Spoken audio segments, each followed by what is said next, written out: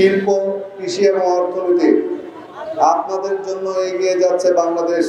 তাই আপনাদেরকে সবাইকে আমার ব্যক্তিগত তরফ থেকে এবং নারায়ণগঞ্জ জেলা বিএনপির পক্ষ থেকে আপনাদেরকে সশ্রদ্ধ সালাম জানাই। প্রিয় শ্রমিক ভাইয়েরা, নারায়ণগঞ্জে প্রায় 400-র মতো গার্মেন্টস ফ্যাক্টরি রয়েছে, যেখানে প্রায় 5 থেকে 6 লক্ষ শ্রমিক কাজ করে এবং আপনাদের এই অবদানের কারণে আজকে বাংলাদেশের যে সার্বিক অর্থনৈতিক যে উন্নতি সাধিত হচ্ছে তার 70 থেকে 80 ভাগ আসে এই গার্মেন্টস ফ্যাক্টরি এবং আপনাদের শ্রমের কারণে।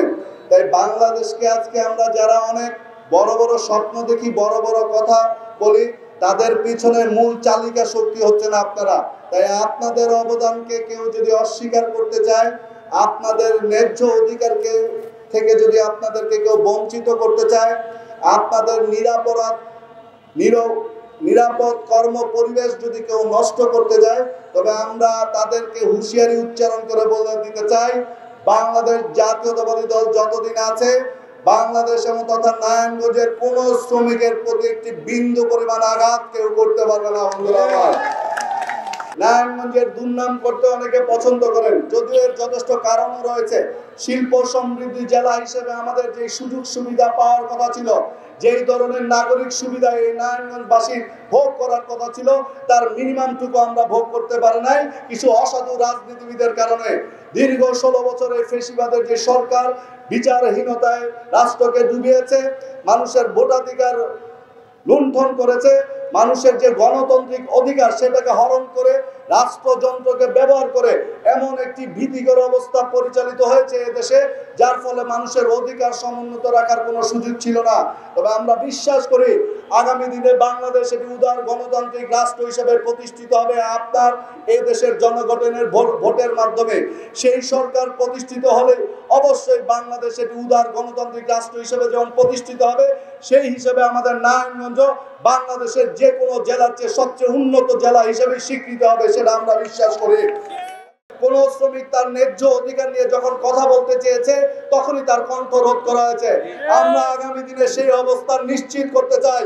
আপনার সেই গণতান্ত্রিক অধিকার রয়েছে যে কোনো অন্যায়ের বিরুদ্ধে প্রতিবাদ করা, সেটা যদি আমাদের বিপক্ষ হয় সেটার জন্য আপনারা স্বাগতম। কারণ এই বাংলাদেশকেই আমরা দেখতে চাই, যেখানেই অন্যায় হবে সেখানেই প্রতিবাদ হবে, সে যেই হোক না কেন। সেই যে পূর্ণ গণতান্ত্রিক অধিকার ভোগ করার যে স্বপ্ন দীর্ঘদিন যাবৎ বাংলাদেশ দেখছে, বাংলাদেশের মানুষ দেখছে, সেই রাজনীতিটাই জাতীয়তাবাদী দলের যে চেয়ারম্যান, ভারপ্রাপ্ত চেয়ারম্যান তারেক রহমান প্রতিষ্ঠা করতে চায়।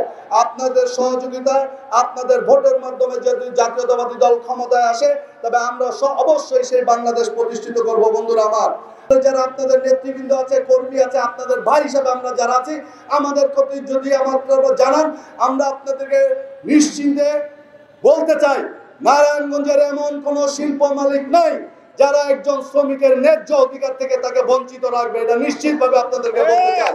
অতএব সবাইকে একটু ধৈর্যশীল হয়ে এই দেশটাকে এগিয়ে নিয়ে যাওয়ার জন্য, মালিক শ্রমিকের একটি সুসম্পর্ক যাতে থাকে সেটা বজায় রাখার জন্য আমরা কাজ করছি। আপনাদেরও যথেষ্ট সহযোগিতা করেছেন, আমরা বিগত দিনে দেখেছি। অনেক সময় কিছুদিন গত 2-3 মাস ধরে অনেক ফ্যাক্টরিতে, বড় বড় ফ্যাক্টরিতে দেখা গেছে যে এই ধরনের কুপরামর্শে কিছু অস্থিতিশীল পরিস্থিতি করার চেষ্টা করা হয়েছে। সেখানে রাজনীতিবিদ এবং শ্রমিক নেতৃবৃন্দ এবং প্রশাসন উভয় সবাই মিলে একটি সুন্দর পরিবেশ কিন্তু ফিরিয়ে আনা হয়েছে।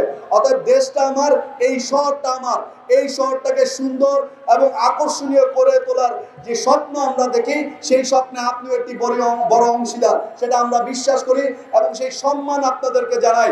আপনারা শ্রমিক হলেও শ্রমিক, কৃষি মজুর, যারা শ্রমজীবী মানুষ আছেন, সবাই যেমন আমাদের কাছে শ্রদ্ধার পাত্র, আমরাও বিশ্বাস করি আমরা আপনাদের ভাই হিসেবে পাশে থাকতে চাই, অন্য কিছু হয় না।